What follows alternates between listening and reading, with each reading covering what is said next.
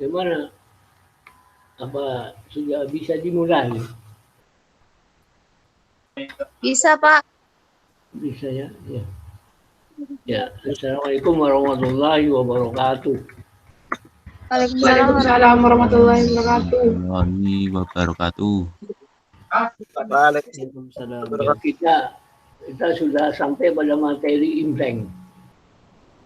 Istilahnya yang akan dibahas dalam pokok bahasan imlek adalah masalah penghitungan kembali. Penghitungan kembali pemberian hibah semasa hidupnya pewaris. Dihitung kembali ketika pewaris meninggal dunia. Apanya yang dihitung? Jumlah harta warisnya itu dihitung kembali. Jadi maksudnya pemberian hibahnya berapa kepada ahli waris, kemudian dihitung kembali pemberian hibahnya itu. Maksudnya, tujuannya adalah untuk meratakan pembagian harta waris. Misalnya begini, seorang ayah punya anak kandung 3 orang. Punya anak kandung 3 orang. Yang 1 orang anak yang pertama, A, itu semasa hidupnya seorang ayah memberikan hibah 3 juta senilai uang misalnya 3 juta. Ya. Kemudian ketika seorang ayah meninggal dunia, jumlah harta warisnya bersisa 12 juta. Ya. Nah, kalau tidak usah imlek, tidak memakai aturan imlek, maka ahli waris yang 3 orang itu ABC mendapat bagian 4 jutaan. Karena teman warisnya ada 3 orang, 1/3 kali harta waris yang ada. Kan rata-rata 4 juta. Ya, 4 juta kan. Nah, yang anak pertama semasa hidupnya dikasih hibah 3 juta. Maka kalau di total anak yang pertama mendapatkan 7 juta. 3 juta mendapatkan hibah semasa hidup ayah kandungnya. Ketika ayah kandungnya meninggal dunia, harta waris dibagikan lagi. Maka ya, dia akan menerima 4 juta dari harta waris yang dibagi. Setelah di total semuanya itu 7 juta. Padahal yang diterima B dan C oleh ayah kandungnya 4 jutaan itu. Kan itu tidak adil, tidak merata. Nah, dengan adanya peraturan imbreng ini mempunyai kewajiban ya, siapakah yang mempunyai kewajiban imbreng ini ya? Yaitu seorang ahli waris yang diberi hibah atau yang ditunjuk dalam surat wasiat. Jadi misalnya bagaimana cara menghitung imbreng? Kita hitung dulu. Ahli warisnya adalah 3 orang. Ahli warisnya kan 3 orang. Berarti masing-masing kan 1/3. Kembalikan dulu, kita ilustrasikan dulu yang 3 juta, tarik lagi, kumpulkan dengan sisa harta waris yang ada. 3 juta ditambah 12 juta kan, kalau tidak ada imlek, ya, kan 15 juta. Gitu. Artinya kalau pewaris tidak memberikan hibah kepada ahli waris yang pertama, itu kan utuh 15 juta. Berarti pembagian warisnya itu kan 5 jutaan. Nah,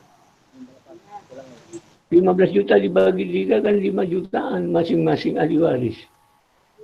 Sedangkan A, ahli waris A, anak yang pertama, pernah menerima 3 juta. Berarti yang akan diterima lagi oleh A 2 juta. Dan pada waktu pembagian itu A menerima 2 juta. Hingga kalau ditambah kepada pemberian hibah yang 3 juta kan 5 juta, Prof. Contoh lagi misalnya ini. Kalau ayah kandung memberikan 6 juta, ya, ayah kandung memberikan 6 juta kepada anak yang pertama. Padahal anaknya 3 orang. Pada waktu seminggu setelah memberikan uang 6 juta dalam bentuk hibah, kemudian ayah kandungnya meninggal dunia. Harta yang ditinggal bersisa 24 juta. So, kalau tidak ada imbreng, ya, artinya kalau tidak dihitung imbreng itu, maka 24 juta dibagi 3. ABC, sepertiga kali 24 kan berarti rata-rata 8 juta. Nah, kalau yang 24 dibagi 3, masing-masing mendapatkan 8 juta, maka total yang diterima oleh ahli waris pertama 8 juta ditambah dengan 6 juta, 14 juta. Sedangkan yang lain mendapatkan 8 jutaan. Nah, ini tidak adil. Maka tujuan imbreng ini agar pembagian dari pelaksanaan pewarisan menjadi rata. Sehingga kita memasukkan kembali, mengilustrasikan yang 6 juta ditambahkan kepada sisa harta waris yang ada ketika pewaris meninggal dunia. 6 juta ditambah 24 juta kan berarti 30 juta. 30 juta dibagi 3, masing-masing akan mendapat 10 juta. Ya, 10 juta. Ya, yang seharusnya kan masing-masing dapat 10 juta kan, itu. Maka A akan menerima, ya, pada saat harta waris dibagi, itu akan menerima lagi, ya, akan menerima lagi berapa juta? Coba siapa tahu. Ketika andai kata tidak ada peraturan imbreng, ya, maka sisa harta waris 24 juta dibagi 3 kan berarti rata-rata 8 juta. Sedangkan total A menerima 8 juta ditambah penerimaan hibah 6 juta kan berarti 14 juta. Yang lain kan 8 jutaan. Ini tidak rata. Dan supaya rata bagaimana, ilustrasikan dulu yang 6 juta kembalikan. Seolah-olah dikembalikan dan ditambahkan kepada sisa harta warisnya yang 24. Berarti berjumlah 30 juta.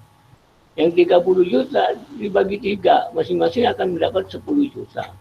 Berarti A akan menerima lagi berapa juta? Yang tadinya 6 juta. Berarti kekurangan A akan menerima lagi ketika harta waris dibagikan akan menerima 4 juta. Nah, jadi 4 juta total. Yang menerima harta waris yang 4 juta ditambah 6 juta. Kan berarti rata 10 juta. Ini tujuan imbreng. Saya ulang lagi ya, tak kasih contoh lagi. Karena kalau hanya secara teori tanpa bertatap muka langsung, ini rupa-rupanya sulit ditangkap. Saya coba ngasihkan contoh lagi. Iya, Pak. Ya, imbreng. Butuh banyak contoh memang. Ya. Istilah imbreng itu adalah penghitungan kembali, ya, pemberian dari pewaris semasa hidupnya, baik dalam bentuk hibah maupun dalam bentuk wasiat. Tujuannya imbreng adalah untuk meratakan pembagian dari pelaksanaan harta waris ketika pewaris meninggal dunia. Ini contoh lagi, ini ya contoh. So, ayah kandung, ya, ayah kandung punya 3 orang anak. Yang satu anak yang pertama A, itu sering diberi harta. Yang terakhir, yang jelas diberi hibah. Ya. Senilai barang 3 juta, katakan 3 juta sudah. Paling gampangnya. ketika ayah kandungnya meninggal dunia, maka sisa harta warisnya menjadi 12 juta. Katakan 12 juta sisanya. Kalau tidak memberikan hibah kan jumlahnya 15 juta. Karena ayah kandungnya pada waktu masa hidupnya memberikan hibah 3 juta kepada A, maka harta waris bersisa 12 juta ketika pewaris meninggal dunia.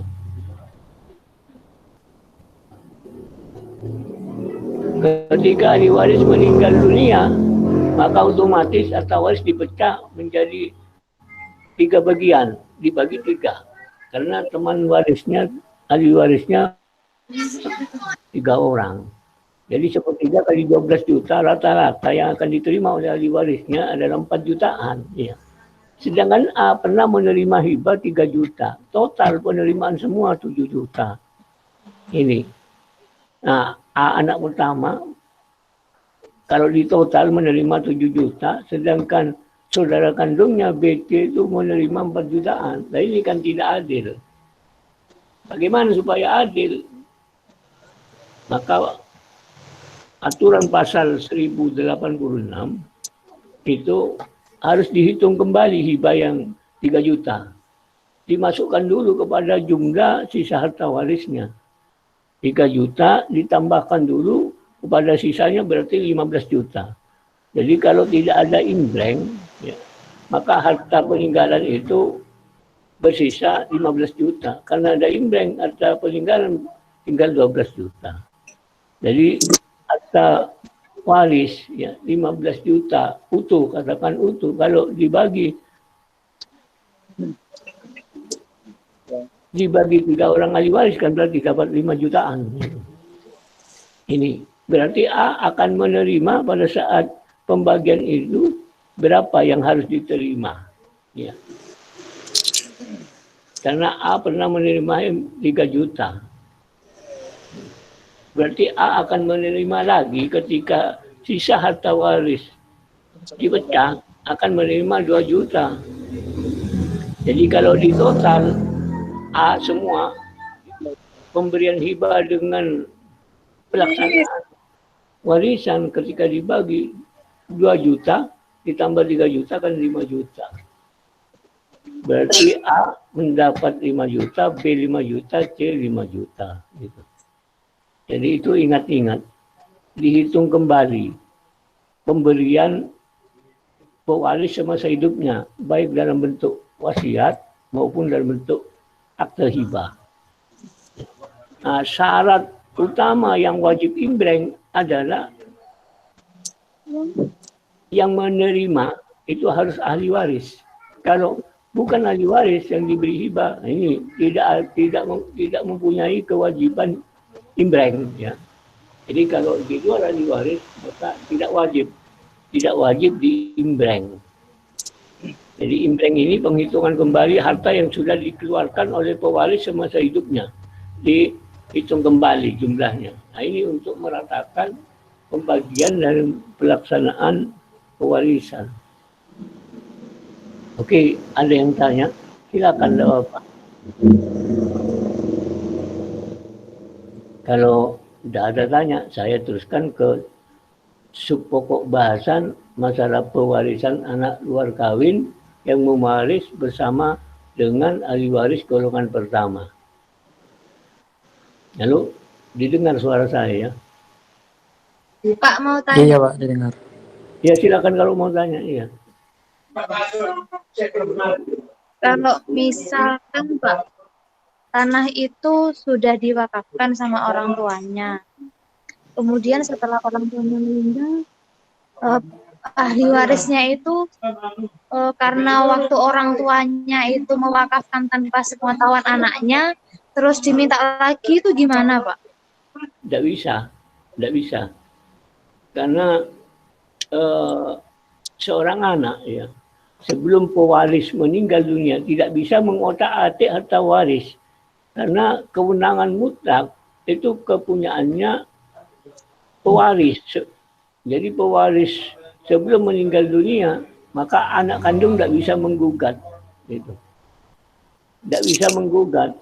Kalau atau tidak bisa menghalang-halangi, apalagi mewakafkan tanah dari sekian jumlah harta waris itu untuk kepentingan pewakafan, untuk kepentingan umum. Tidak bisa kalau meminta kembali misalnya, apalagi diminta kembali tidak bisa. Itu jangankan itu, pewaris semasa hidupnya ya, ini asal diberi kewenangan oleh undang-undang. Pewaris semasa hidupnya diberi kewenangan oleh undang-undang untuk ini, untuk menyatakan kehendaknya, memberikan harta warisnya kepada siapapun saja. Ini diberi kewenangan seorang pewaris, termasuk membuat surat wasiat, memberikan tanah dalam bentuk akte hibah, baik untuk perorangan maupun untuk kepentingan pewakafan. Ini tidak bisa diminta kembali. Yang berhak minta kembali adalah Tapi di situ Bondo banyak kan. yang Di situ berhak, Bondo kasusnya banyak gitu. ya.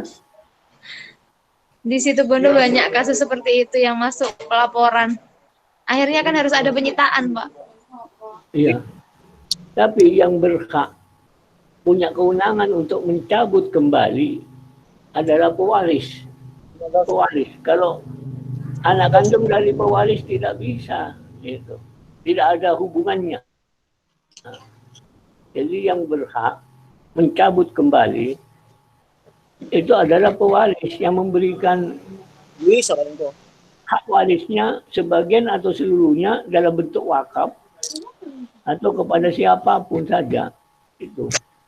Itu yang berhak mencabut adalah pewaris. Itu.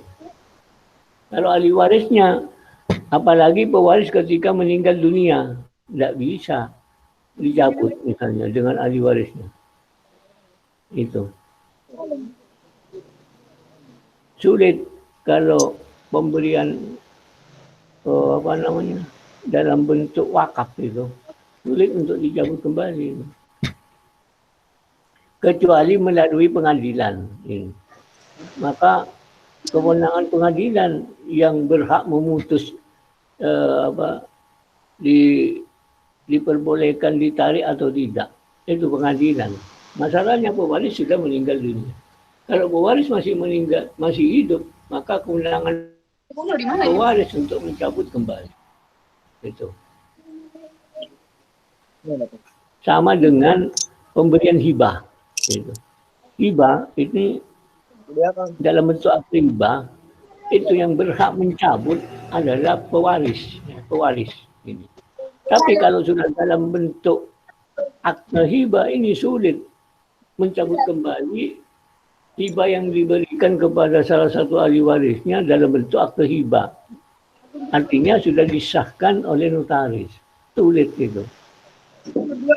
Kecuali hitam di atas putih. Hitam di atas kertas itu. Artinya di bawah tangan. Jadi akte di bawah tangan itu kemungkinan bisa. Kalau sudah akte notaris sah, ini sulit dicabut kembali. Kalau wasiat, ini pemberian wasiat itu masih bisa karena orangnya hidup. Pemberian wasiat, ya, baik dalam bentuk uang ataupun dalam bentuk barang atau benda, tanah atau sawah, ya, itu selama orangnya masih hidup, pewaris itu bisa dicabut kembali. Tapi kalau pewaris sudah meninggal dunia, ini sulit dicabut kembali. Seseorang yang ditunjuk dalam surat wasiat diberi harta waris melalui surat wasiat, beralihnya hak waris itu setelah pewaris meninggal dunia. Baru hak warisnya mutlak beralih kepada seorang yang ditunjuk dalam surat wasiat.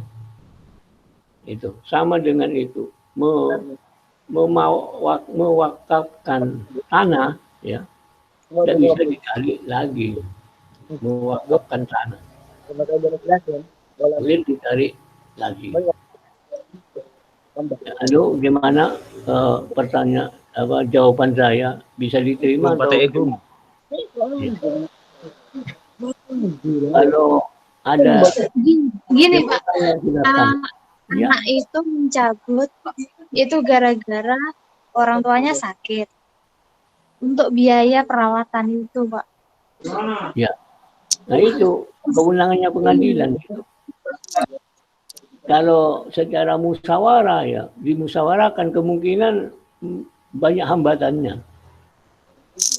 Barang yang sudah diberikan mau ditarik lagi, ini harus lewat musyawarah.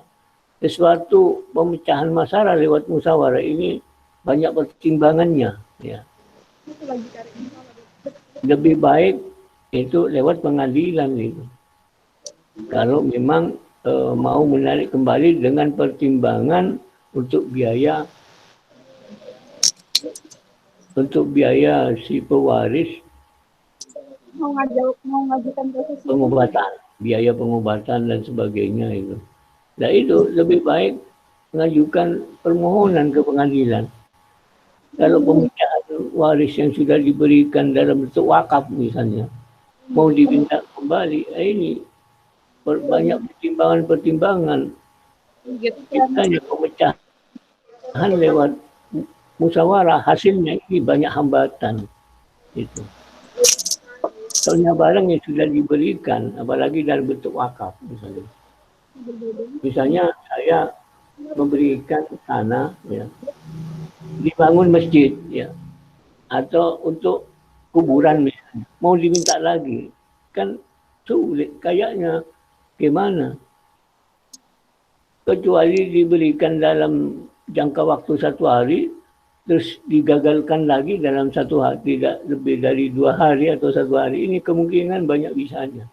Tapi kalau sudah tanah yang diberikan dibangun masjid atau untuk pemakaman orang-orang ini, setelah berapa tahun mau diminta kembali, ini kesulitan. Itu. Kecuali yang mempunyai kewenangan itu pengadilan. Pengadilan yang punya kewenangan. Ya. Alasan apapun saja. Ya. Misalnya untuk biaya perawatan dan sebagainya, ini masih kesulitan. Kalau harta waris yang berupa tanah diwakafkan, ya, diwakafkan untuk pembangunan masjid, diwakafkan untuk pemakaman, ini kecuali untuk diberikan untuk lembaga untuk kepentingan anak yatim, ini sulit, kecuali diberikan secara pribadi misalnya, ini kemungkinan bisa. Kalau dalam bentuk umum, ya, yang bersifat umum untuk bangunan masjid, untuk lembaga anak yatim, untuk pemakaman, ini rupa-rupanya mau dicabut kembali agak kesulitan, kecuali lewat pengadilan. Kalau lewat pengadilan harus ditunjukkan itu bukti-bukti tentang kepemilikan hak itu. Jadi itu kewenangan pengadilan. Kalau secara teori pemecahan itu bisa lewat musyawarah, bisa. Tetapi dengan pertimbangan apapun saja itu, ya, rupa-rupanya banyak hambatannya, banyak halangan. Artinya kesulitan waris mencabut kembali itu. Karena itu untuk tanah yang diwakafkan untuk kepentingan umum, biasanya untuk bangunan masjid, bangunan musola, itu, untuk bangunan madrasah, untuk bangunan sekolah misalnya, untuk lembaga yatim, untuk pemakaman dan hal-hal yang bersifat umum itu sulit, kecuali lewat pengadilan itu. Oke. Kalau seperti ini misalnya, seorang bapak, ya, atau keluarga ya, ini menghibahkan tanahnya dalam bentuk hibah kepada seorang cucunya misalnya, seorang cucunya. Kemudian cucunya itu kawin. Tanah akte hibah itu dibawa dalam perkawinan berupa sawah. Ya. Kemudian dari perkawinan tidak punya turunan ini. Perkawinannya sah itu ya. Perkawinannya sah. Meninggal ini, suaminya meninggal. Harta yang ditinggal satu-satunya adalah akte hibah dalam bentuk sawah. Gitu. Nah, tidak punya anak. Ahli warisnya tinggal istrinya. Ini mau diminta dengan saudara kandungnya. Ya. Ini tidak bisa. Harta waris ini kalau sudah pewaris meninggal dunia pasti jatuh kepada ahli warisnya. Siapa ahli warisnya? Ya yang hidup, istri atau bersama dengan anak kandungnya. Anak kandungnya tidak punya anak. Yang ditinggal itu ya istrinya yang punya hak itu. Bukan kembali kepada saudara kandungnya, apalagi kepada ponaannya. Gitu. Saudara kandungnya masih ada, ponaannya yang mau meminta. Ini tidak bisa, tidak ada urutannya. Gitu. Jadi kalau istrinya ini meninggal, ya, baru harta hibah ini akan jatuh kepada saudara kandung dari suaminya itu. Kalau jatuh kepada ponaan suaminya tidak mungkin karena saudara kandungnya masih ada itu. Kalau saudara kandungnya tidak ada, tinggal turunannya, maka turunannya yang berhak sebagai pengganti warisnya. Gitu. Kalau masalah itu di situ Bondo kadang-kadang terjadi, pernah terjadi itu. Akte hibah yang dibawa oleh suaminya ke dalam perkawinan ketika meninggal dunia tidak mempunyai anak, hanya meninggalkan seorang istri dan harta waris yang berupa sawah dalam bentuk akte hibah. Gitu. Maka harta waris ini tidak bisa jatuh kepada siapa-siapa kecuali kepada istrinya. Itu. Ponaan suaminya mau mencabut tidak bisa. Ini tidak ada kewenangan. Saudara kandungnya mau minta tidak bisa. Karena yang memberikan adalah kakeknya itu. Itu sama dengan itu. Jadi yang mencabut ini siapapun tidak bisa kalau sudah menjadi akte hibah dalam bentuk akte hibah ini. Kecuali istrinya meninggal dunia, baru ini akte hibah ya. Tidak jatuh kepada saudara kandung istrinya, tidak. Bisa jadi jatuh kepada saudara kandung suaminya kalau ada. Kalau saudara kandungnya tidak ada, jatuh kepada ponaannya. Wong saudara kandungnya masih ada, mau diminta akte hibah kepada buliknya, artinya kepada istrinya, pakliknya itu. Saudara kandungnya ada itu. Ya jelas tidak bisa. Jadi cara mewariskan ada dua cara. Mewaris berdasarkan haknya sendiri, itu. Yang dimaksud siapa? Ya ahli waris. Itu. Mewaris berdasarkan penggantian ahli waris. Jadi kalau ahli waris ini dua orang ahli waris, satu ahli waris meninggal dunia punya turunan, maka baru dia mengganti. Jadi mewaris berdasarkan penggantian waris. Gitu. Karena ahli warisnya meninggal dunia dengan meninggalkan turunan, maka turunannya yang nampil mewaris bersama dengan saudara kandung ayahnya atau ibunya. Gitu. Oke, ada yang pertanyaan lagi tuh.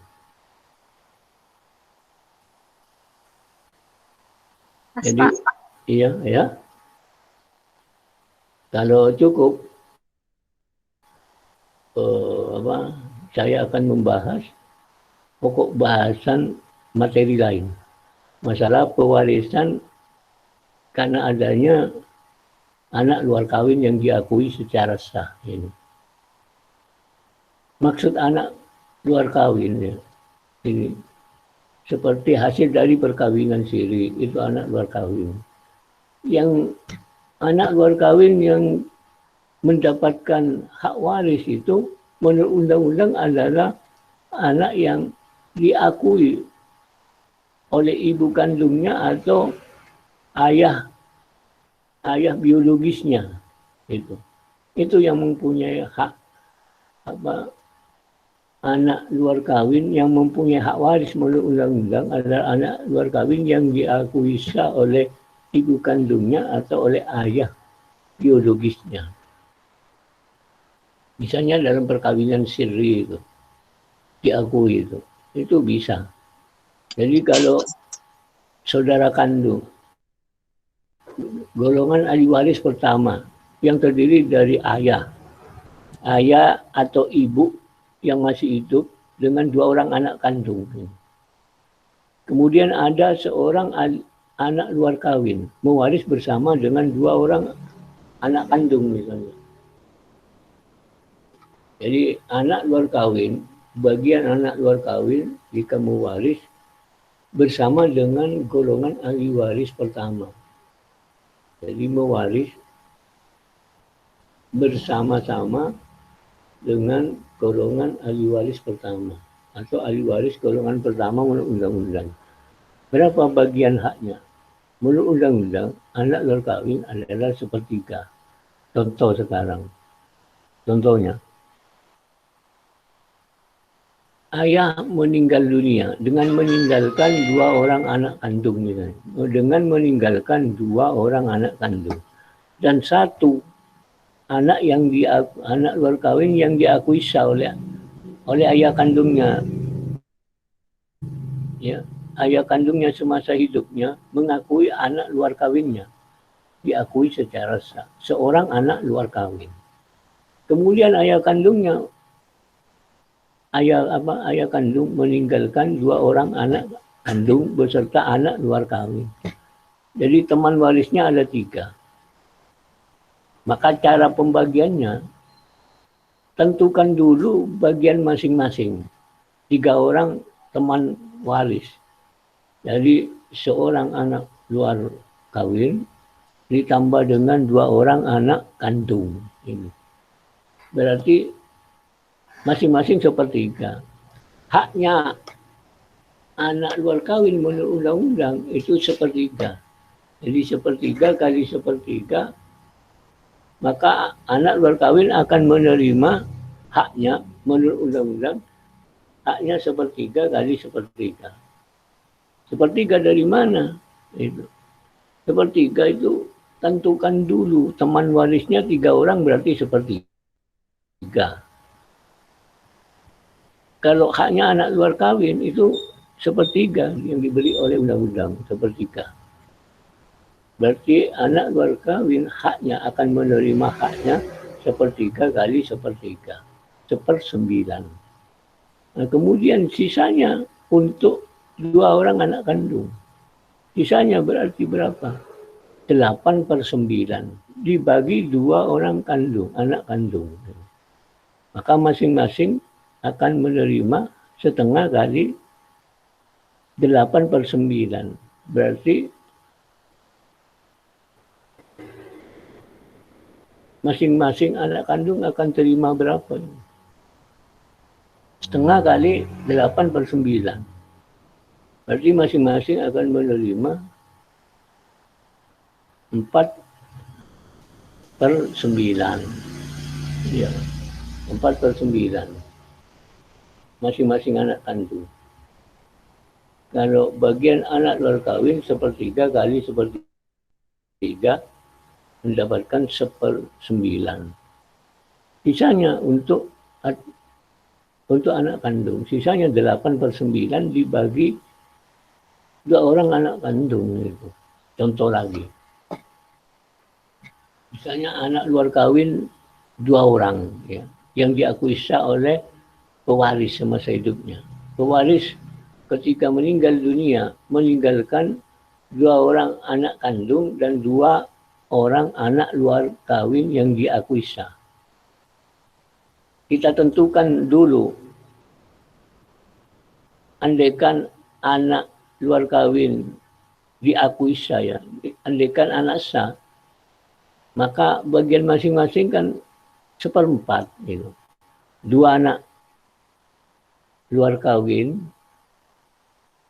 teman mewaris bersama dua anak kandung dari pewaris. Kan berarti masing-masing seperempat.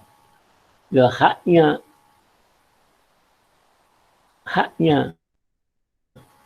anak luar kawin menurut undang-undang sepertiga, masing-masing sepertiga. Jadi sepertiga masing-masing anak luar kawin sepertiga kali seperempat. Berarti 1/12. Kalau dua orang anak luar kawin dapat 2/12. Lebih dipersingkat menjadi sama-sama dibagi 2, artinya 1/6. Masing-masing anak luar kawin itu akan menerima 1/6. Jadi sisanya untuk ahli waris anak kandung. Anak kandung yang 2. Maka sisanya berapa? Sisanya berarti 5/6 dibagi 2, dibagi setengah. Itu. Sisanya untuk ahli waris anak kandung dari pewaris. Jadi saya ulang ya, pewaris semasa hidupnya mengakui secara sah anak luar kawin, 2 orang anak luar kawin. Dan ketika pewaris meninggal dunia, meninggalkan 2 orang anak kandung yang akan mewaris bersama dengan 2 orang anak luar kawin. Berarti teman warisnya adalah 1/4. Ya, tentukan dulu haknya masing-masing itu. Maka haknya masing-masing 1/4. Itu. Jadi bagian anak luar kawin menurut undang-undang masing-masing 1/3 itu kali 1/4 ini. Masing-masing anak luar kawin 1/3 kali 1/4. Berarti 1/12. Kalau 2 orang anak luar kawin kan berarti kalau 1 orang anak luar kawin menerima 1/12.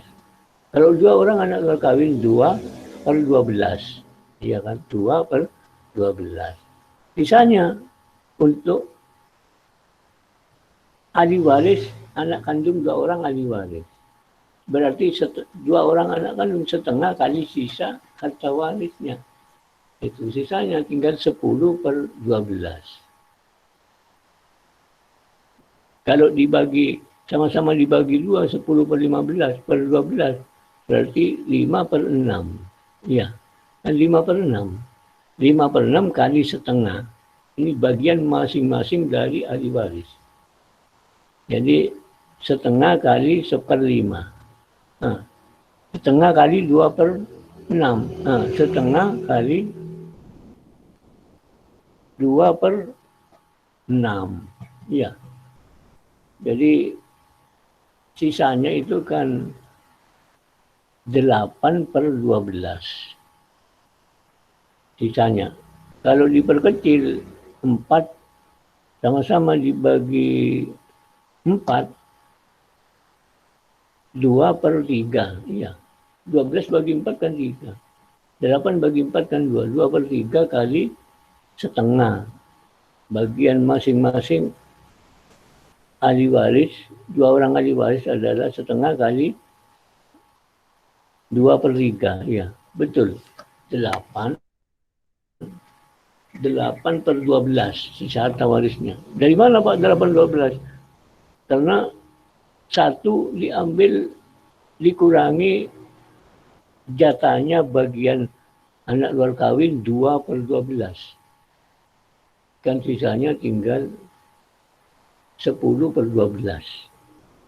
10/12 dibagi 2 kan berarti 4, 10 bagi 2, 5. 5/6. Ya, 5/6. Jadi setengah kali 5/6 bagiannya 2 orang anak kandung. Itu masing-masing. Kan gampang ini.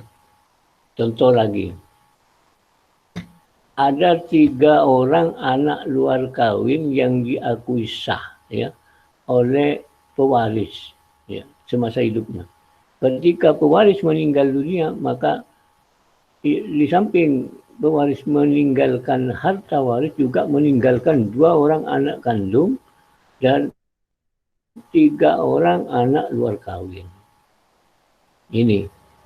Bagaimana cara menentukan? Pertama, tentukan dulu andaikan anak luar kawin itu anak yang sah, maka bagiannya adalah masing-masing 1/5. Teman warisnya 2 orang anak kandung mewaris bersama dengan 3 orang anak luar kawin. Kan berarti masing-masing 1/5.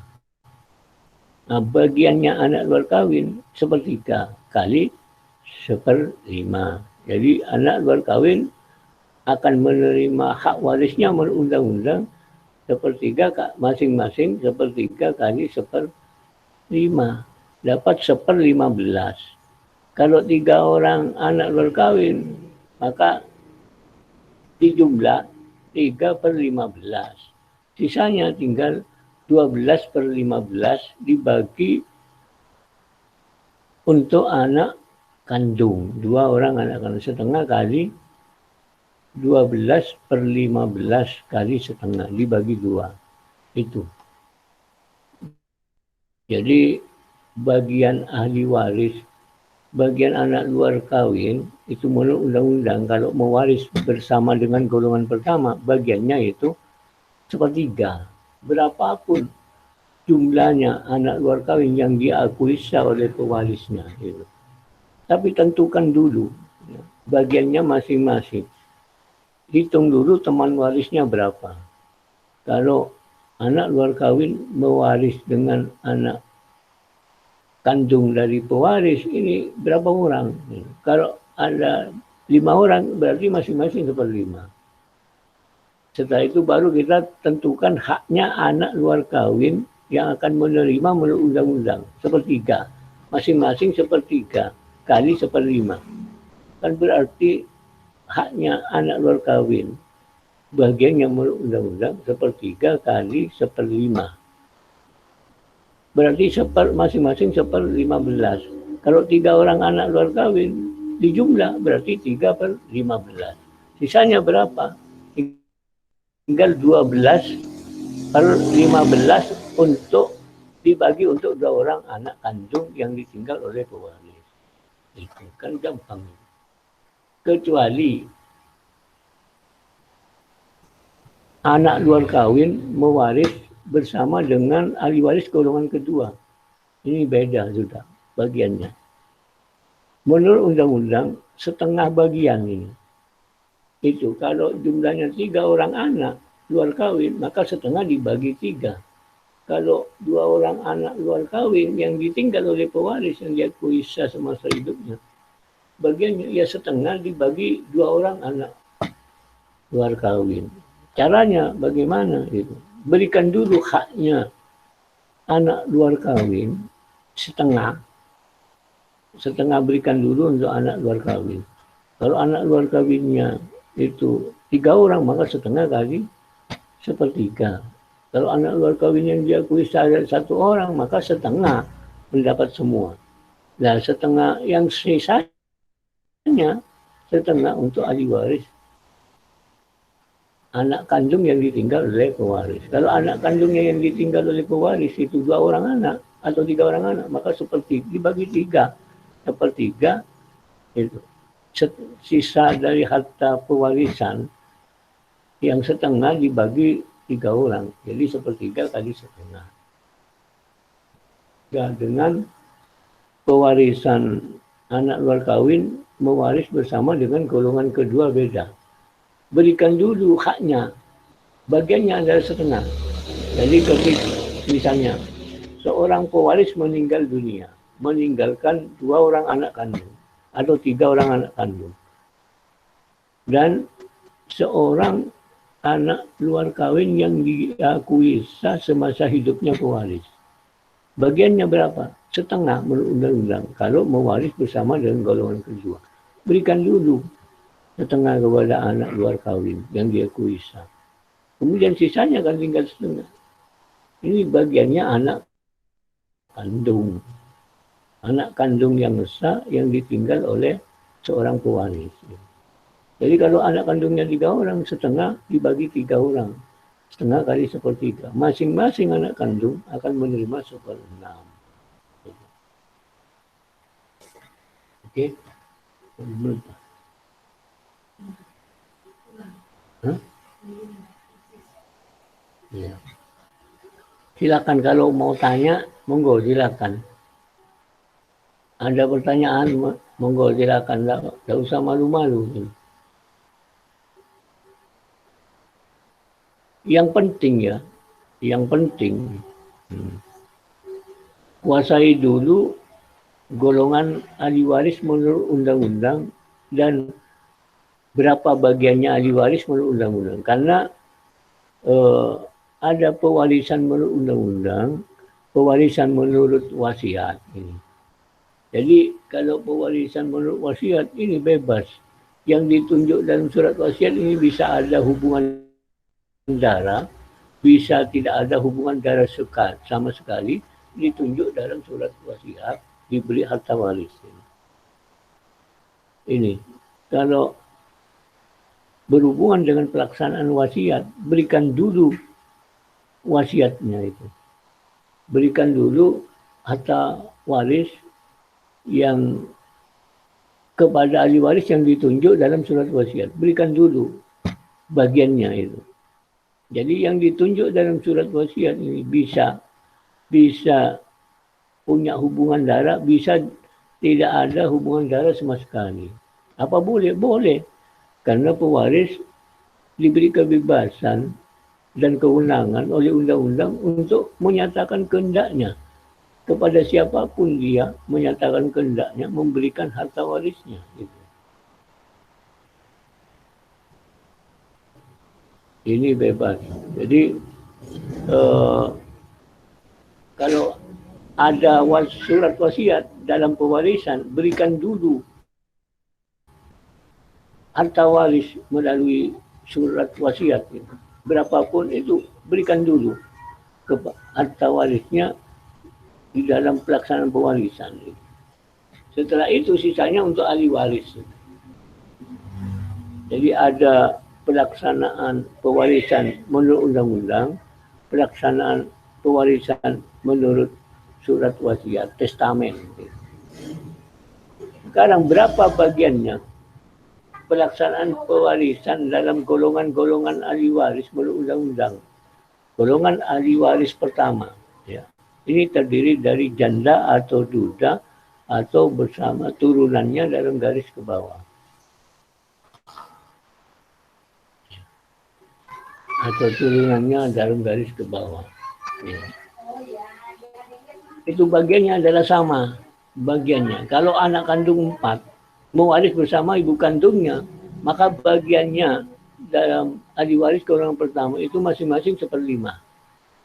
Kalau anak 4-nya yang mewaris tanpa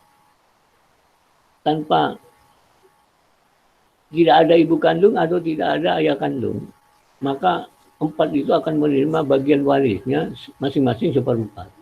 Kalau 3 orang anak kandung, tidak ada ibu kandung, tidak ada ayah kandung, tinggal ayah kandung meninggal dunia, meninggalkan harta waris dan 3 orang anak kandung, maka bagiannya masing-masing itu 1/3. Itu bagian ahli waris golongan pertama. Kemudian bagian ahli waris golongan kedua berapa bagiannya itu? Itu bagiannya itu beda dengan ahli waris golongan pertama. Ahli waris golongan kedua itu misalnya pewaris itu anak kandungnya, ya. Anak kandungnya sukses, tidak punya saudara kandung, tidak punya istri, tidak punya anak, meninggal dunia. Maka siapa ahli waris adalah ayah kandungnya maupun ibu kandungnya yang masih hidup. Kalau ayah kandungnya dan ibu kandungnya masih hidup, maka haknya berapa? Setengah untuk ayah kandung, setengahnya untuk ibu kandung. Kalau pewaris meninggalkan saudara kandung 1 orang, ya, ini anak kandungnya meninggal dunia dengan meninggalkan saudara kandung 1 dengan ayah dan ibu kandungnya masih hidup, maka bagiannya berapa? Masing-masing 1/3. Kalau saudara kandungnya 2 orang mewaris bersama ayah dan ibu kandungnya, maka masing-masing akan mewaris 1/4. Jadi sama besar gitu. Tapi dalam hal ini berikan dulu haknya ayah kandung dan ibu kandung. Setelah itu sisanya untuk saudara kandungnya dari pewaris.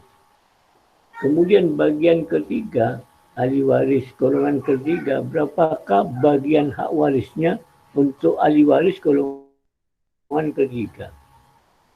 Siapakah ahli waris golongan ketiga? Kakek atau nenek? Dari garis ayah atau dari garis ibu? Itu. Bagiannya di clothing, ya. Warisannya itu di clothing dulu, dibagi 2 orang, dibagi 2, setengah untuk garis dari ayah, kakek dan nenek dari garis ayah, dan setengah lagi untuk bagian kakek atau nenek dari garis ibu. Saudara bisa baca pasal 853 dan pasal 858 ayat 2.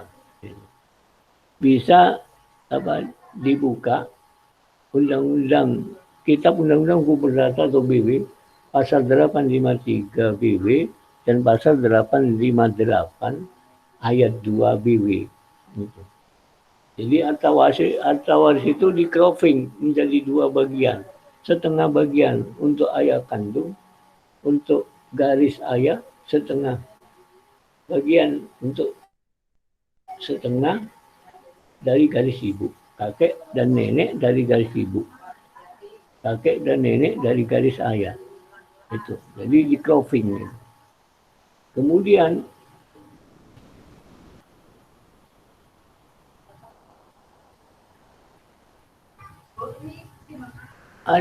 menurut macamnya ahli waris menurut BW itu yang ada 4 golongan. Golongan keempat ini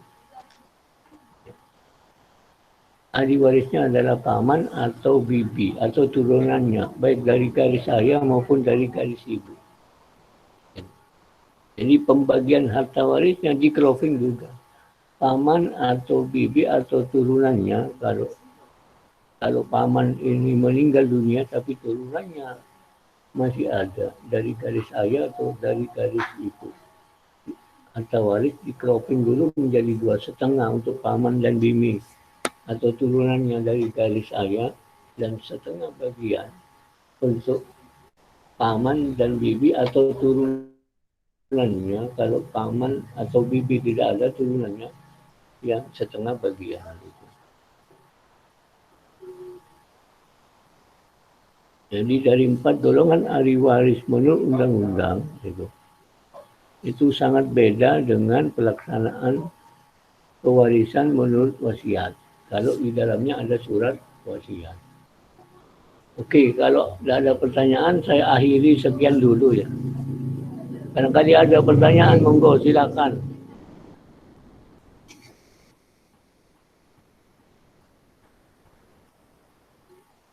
Tidak apa-apa, tidak usah malu-malu. Tanya. Kita bisa konsultasi lewat forum pertemuan ini.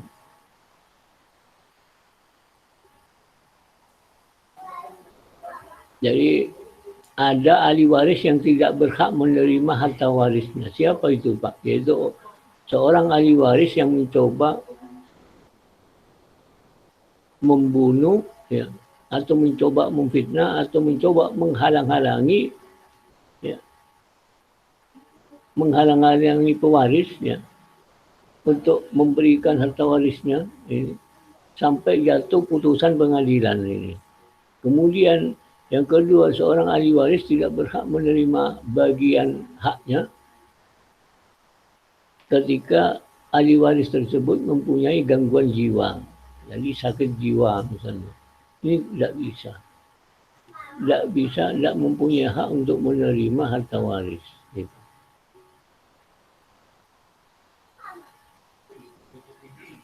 Jadi pertama seorang warlik, ya, seorang ahli waris yang dinyatakan oleh pengadilan hak ahli warisnya gugur. Gitu. karena mencoba mau membunuh pewaris atau memfitnah pewaris atau menghalang-halangi pewaris sampai terjadi tuntutan dan putusan pengadilan. Oke.